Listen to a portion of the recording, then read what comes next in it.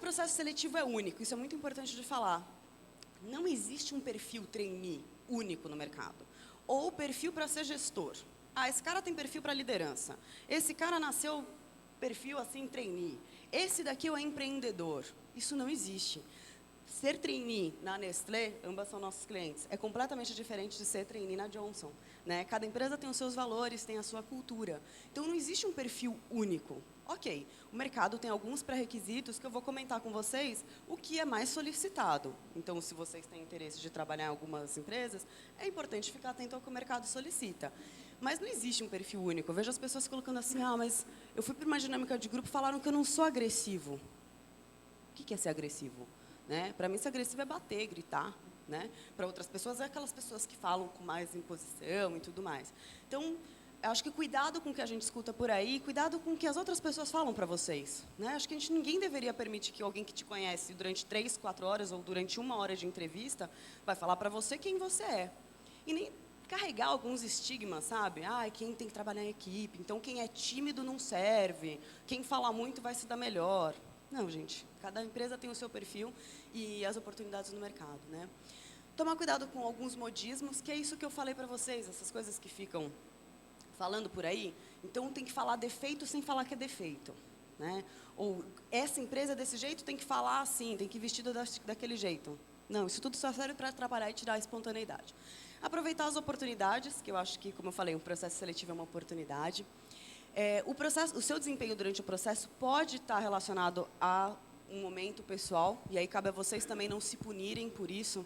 Né? Então, uma dinâmica de grupo já aconteceu. Poxa, a menina está indo para a dinâmica de grupo, sei lá, bate o carro. Né? Já aconteceu comigo de uma garota, está no meio de uma entrevista, ela começou a chorar. Falei, me conta uma situação onde você errou. Ela começou a chorar. Uma situação difícil que você viveu, uma coisa assim. Eu pedi uma água, né? Vou fazer o quê? E eu perguntei, falei, olha, você quer voltar amanhã?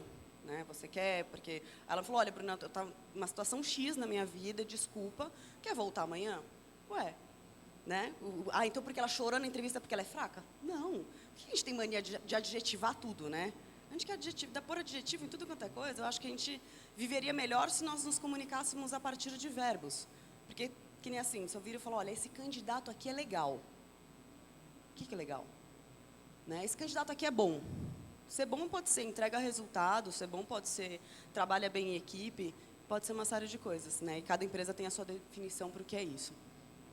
Uma resposta negativa nunca deve ser encarada como uma rejeição. Porque algumas pessoas prestam um processo seletivo numa empresa, mesmo tendo um super sonho de trabalhar naquela empresa, são reprovados e acham que não servem. Ah, então eu não sirvo para trabalhar lá, eu não passei no programa de trainee. E não tem nada a ver. Né? Então, em cada momento vai ter um perfil específico, não é porque você não serve para trabalhar naquela empresa. Eu conheço, assim, acontece muitos casos, eu já vi, do cara querer muito uma determinada empresa, depois do 3º ano prestando, ele conseguiu entrar no programa de trainee. Né? Então, não encarem um não como uma rejeição. Tá? E a questão de feedback, como eu falei, tem muita gente que adora receber feedback de entrevista. Né?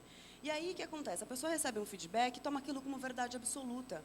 E aí sai na vida fazendo o contrário daquilo que acha que tem que ser. Essa garota que eu comentei, falaram, você tem que ser mais agressiva.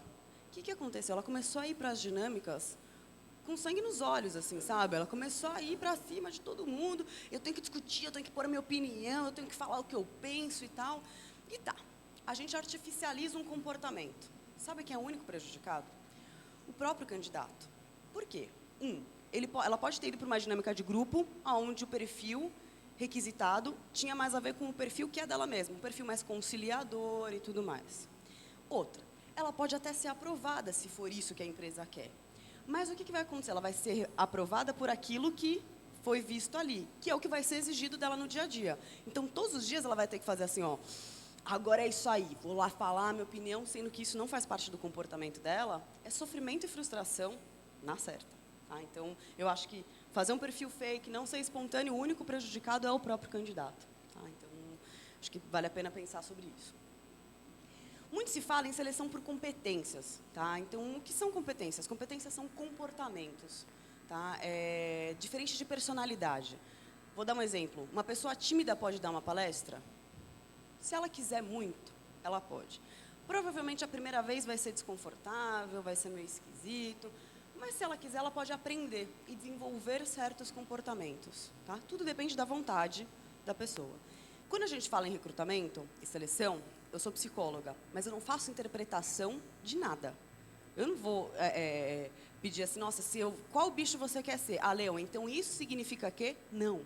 Né? E essas interpretações que eu estou comentando com vocês, né? O pé virado é o cabelo, se está de braços cruzados é porque está fechado para relacionamento. Não.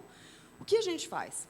A gente determina os comportamentos que são importantes para a pessoa atuar naquela vaga e aí a gente vai colocar situações, tanto na entrevista quanto em dinâmica de grupo, para observar esses comportamentos. Essa metodologia tem a ver com a psicologia social também, parte do pressuposto que se eu já fiz alguma coisa no passado, a probabilidade de eu repetir isso no futuro é muito grande. Então, assim, comportamento passado prediz comportamento futuro. Por isso que talvez alguns de vocês tenham passado por entrevistas onde o recrutador pede situações do passado. Me conta uma situação onde você viveu isso. Por quê? Você virar e falar assim, o que você faria se? Né? Vamos supor que eu falasse assim, o que você faria se você tivesse que lidar com uma pessoa difícil? 99,9% das pessoas falariam, eu ia tentar entender, eu ia ouvir a pessoa, né? Eu ia me colocar no lugar dela, pensar no ponto de vista, assim, tentar aos poucos fazer. Uhum. Eu duvido que, em sã consciência, alguém numa entrevista falar assim, eu xingaria, eu ia bater nela, eu ia ignorar. Duvido, né, que alguém em sã consciência. Então, quando eu falo o que eu faria, é uma coisa completamente racional do senso comum.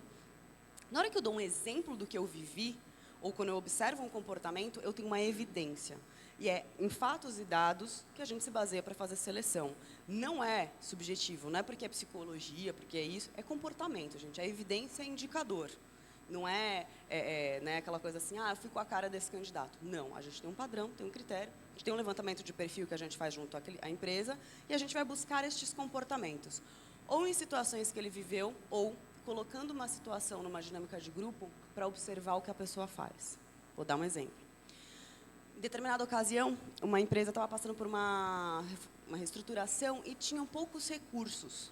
Tá? Não tinha recursos mesmo, tinha que economizar tudo. E aí, tinha uma atividade onde as 15 pessoas que estavam na sala precisariam usar uma tesoura. Propositalmente, nós colocamos apenas 2 tesouras. E aí é muito engraçado, porque assim, você vê aquelas pessoas que claramente se incomodam, só 2 tesouras, miguelando, né? E tem aqueles caras que falam assim, começa daí usando a tesoura, vai passando para cá, compartilha, dá um jeito e cria uma solução. Né? Então, se eu sou a mesma Bruna, conduzindo dinâmica de grupo para os meus diferentes clientes. Mas eu posso conduzir a dinâmica de acordo com como é a realidade lá na empresa. Então, vamos dizer, é um lugar onde tem uma pressão forte com o tempo. Eu posso dar o menos tempo necessário. Eu posso ir lá e falar, está acabando, e aí? E aí vão ter candidatos que vão falar, tudo bem, a gente já está acabando, e vai ter candidato que se desestrutura. E isso é bom ou ruim? Depende do que eu quero, depende daquilo que eu estou observando. Tá? É muito interessante, uma vez, para um programa de trainee, que é um dos mais concorridos do mercado, a gente deu uma atividade para o pessoal fazer. Né? E aí, faltando, 5 minutos para finalizar o tempo, a gente fez, né, lá no case fictício, um comunicado, dizendo que tudo aquilo que eles estavam fazendo, a diretoria tinha resolvido que era melhor pensar por esses outros aspectos. E colocamos alguns outros elementos. Isso acontece no dia a dia? Muito. Né? Tinha gente que ficava revoltada, tinha gente que queria resolver, tinha gente que, né, se desestruturava, enfim. Então, a gente coloca ali as situações mais próximas possível do dia a dia. Portanto, eu vou falar de entrevista também já. Quem for por uma dinâmica de grupo, tem vários candidatos que falam assim, nossa, eu fui lá, me senti bem, consegui falar, participei, foi gostoso. E eu conheço pessoas que vão lá e falam assim, nossa, foi horrível aquela dinâmica de grupo, eu não consegui me participar e tal. Observem, de novo, como é uma oportunidade para vocês conhecerem, se é o tipo de lugar onde vocês se sentem bem, se isso não tem a ver com a cultura daquela organização e daquela empresa. Porque tudo num processo seletivo é pensado, né, para aproximar o máximo possível da realidade dia a dia da empresa. Tá? Então, quando a gente observa, o que a gente observa num processo seletivo são competências, e competências são comportamentos. A gente não faz interpretação da personalidade. Tá? Então, vamos lá. alguns mitos aqui. Não fique de braços ou pernas cruzadas. Gente, eu posso ficar de braço cruzado porque eu tenho com frio, certo? Porque eu gosto, é confortável. Né? E aí, de novo, né, a pessoa fica tão preocupada em, né, onde vai colocar a mão, o pé, isso, aquilo, que causa um desconforto. Isso é mito, não tem nada a ver. Tá? O importante é ser o primeiro a falar na apresentação pessoal. Mentira. Vai ter um primeiro a falar, vai ter um último a falar, necessariamente. Tem gente que fala assim, é melhor ser extrovertido e falar muito. Né? Então, quem fala muito também corre o risco, né, gente, de colocar. Eu acho que a única coisa que não pode numa dinâmica de grupo, não pode num processo seletivo, é não participar, de verdade. Já que você colocou ali e vai gastar 3, 4 horas da sua vida e do seu dia, participa, se envolve. Como recrutador, eu tenho uma grande frustração. Quando a gente finaliza uma dinâmica de grupo, vamos fazer o consenso. Então, vamos lá, esse candidato apresentou os comportamentos que a gente queria, naquela situação, naquele momento. Esse candidato não apresentou os comportamentos, mas é muito triste, dá vontade de chorar, na hora que a gente fala assim, e o fulano? Fulano? Deixa eu ver minhas anotações. Não anotei nada. Então, quer dizer, a pessoa foi ali, em nenhum momento interagiu, participou, ficou ali mais quieto, e aí, infelizmente, não tem como avaliar. Né? E fica lá, um grande ponto de interrogação. Então, assim, tem que participar, mas tem que tomar cuidado também. Eu lembro numa dinâmica de grupo, que uma menina virou e falou assim pro outro, né? O cara começou a disparar, falar. Todo mundo do grupo fazia assim, ó. Olhava pra mim assim, tipo, com aquele incômodo, sabe? Ele não para de falar, tipo, eu não posso falar, né? Aí teve uma menina do grupo que fez assim, fulano, a gente tem 15 minutos para executar essa tarefa, você está falando há 5, ou seja, você já falou 1/3 do tempo. Eu acho que é legal o que você está falando, por outro lado, é fundamental que a gente consiga escutar as outras pessoas do grupo. Todo mundo do grupo fez assim, né? Então, pois é. Porque assim, tem gente que fala assim, ai, Bruna, mas aí eu vou mandar a pessoa calar a boca? Tem gente, muitas pessoas falam assim, como que eu vou falar? Tem jeitos e jeitos de falar, né? E eu vou contar para vocês que eu já vi, não foi uma empresa cliente nossa, mas uma vez um cara mandou o outro calar a boca e foi aprovado. Tudo é de uma cultura organizacional, tá? Está sendo transmitido isso ao vivo, então não vou poder contar o exemplo que eu queria.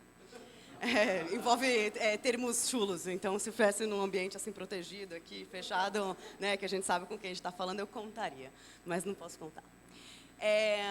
Existe perfil certo e errado, mentira, tá? Existe perfil, como eu falei, né, onde de repente um comportamento de mandar o outro calar a boca pode ser comum, enfim, ou pode ser que eu realmente espere que seja um perfil mais conciliador e tudo mais. Eu dei esse exemplo do cala-boca porque ele foi muito forte e eu tinha 2 pessoas que eu estava orientando que estavam na mesma dinâmica de grupo. E eles ficaram chocados. Aí, quando eu falei, olha, então vocês vão pesquisar sobre esta organização. O que é, qual é a cultura, vão conversar com pessoas que já trabalharam lá. Porque, assim, para muitas pessoas, o fato de eu falar, fica quieto aí, não tem problema. Para outras pessoas, isso é uma ofensa. Né? Então, a gente tem que pensar o que está mais adequado para mim ou não. Mas não existe certo ou errado, existe aquilo que tem mais a ver com o meu perfil.